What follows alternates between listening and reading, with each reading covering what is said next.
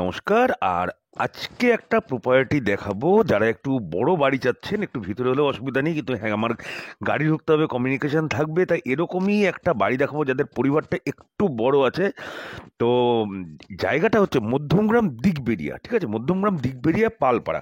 যারা যারা চেনেন না তাদেরকে বলছি, মানে চৌমাথা থেকে যেই রাস্তাটা আপনার বিএসএফ ক্যাম্পের দিকে যাচ্ছে, মানে বাদু রোড, ওইখানে মোটামুটি 3 থেকে 4 কিলোমিটার গেলে একটা জায়গা পড়ে দিকবেরিয়া, ওখান থেকে ডান দিকে রাস্তা চলে যাচ্ছে পালপাড়া, বললে যে কেউ দেখিয়ে দেবে দিকবেরিয়া পালপাড়া।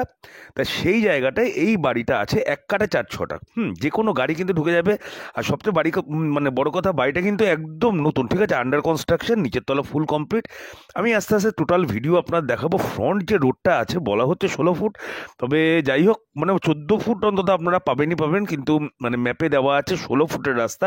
একদিকে 16 ফুটের রাস্তা, এই সাইডে আবার একটা 8 ফুটের রাস্তা আছে, কলমের বাড়ি আছে।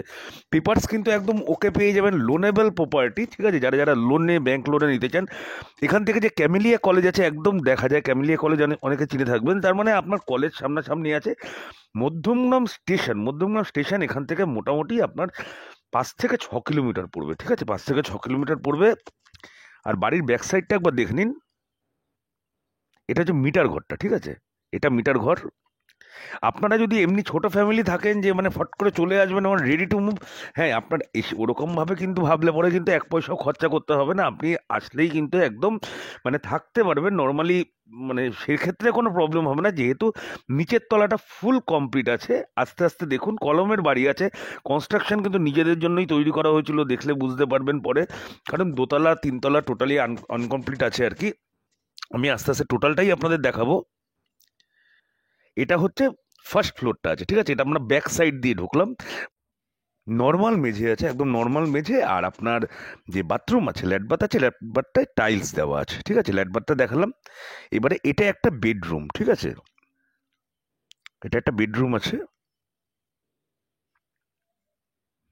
বেডরুমের সাইজ কিন্তু যথেষ্ট ভালো সাইজের, দুটো বেডরুম আছে, দুটো বেডরুম মানে এটা একটু ছোট, ওটা একটু বড় আর কি, কিন্তু সাইজগুলো ভালো, ঠিক আছে।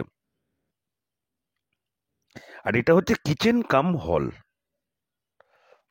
কিচেন আছে, ওপেন হল কিচেন আছে।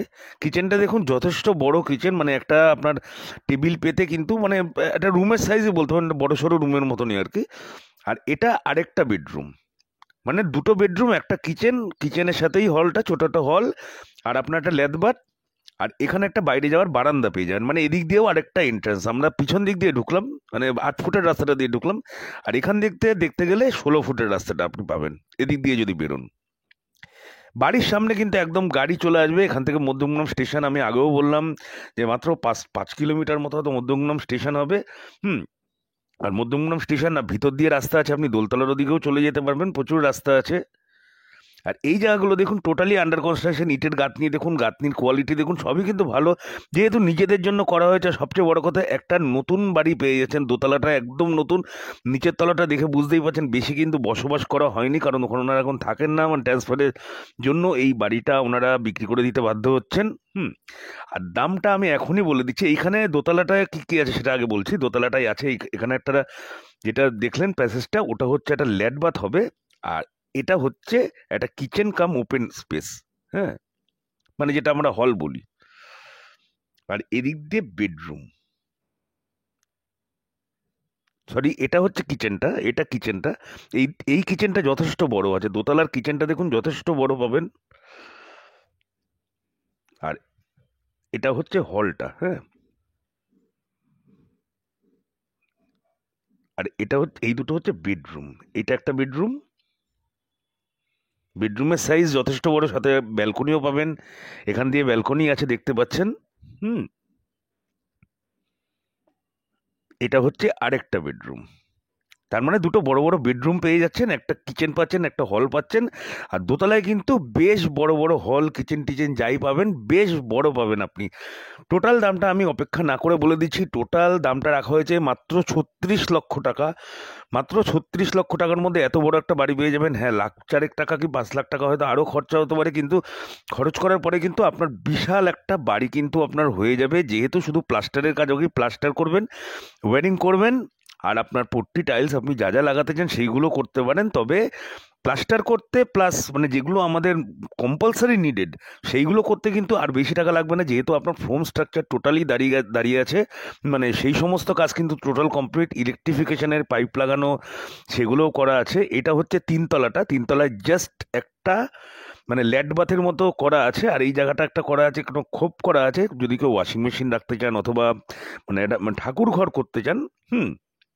তো ঠাকুর ঘর তো অত ছোটোর মধ্যে আশা করি হবে না, ওই ওয়াশিং মেশিন টেশিন যারা মানে কাপড় শুকাতে হলে অনেকে ছাদেই প্রেফার করেন, কারণ ছাদে জামা কাপড় শুকানো যায়।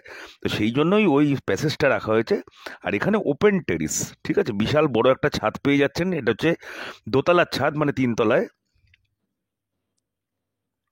তাহলে প্রপার্টি যদি পছন্দ হয়ে থাকে অবশ্যই স্ক্রিনে দেওয়া নাম্বারে ফোন করে দেবেন। সবচেয়ে বড় কথা, কোনো ব্রোকারেজ কিন্তু এক্ষেত্রে আপনাকে দিতে হবে না, ডাইরেক্ট মালিকের নাম্বার, ঠিক আছে, ডাইরেক্ট ওনারের নাম্বার আপনি পেয়ে যাচ্ছেন।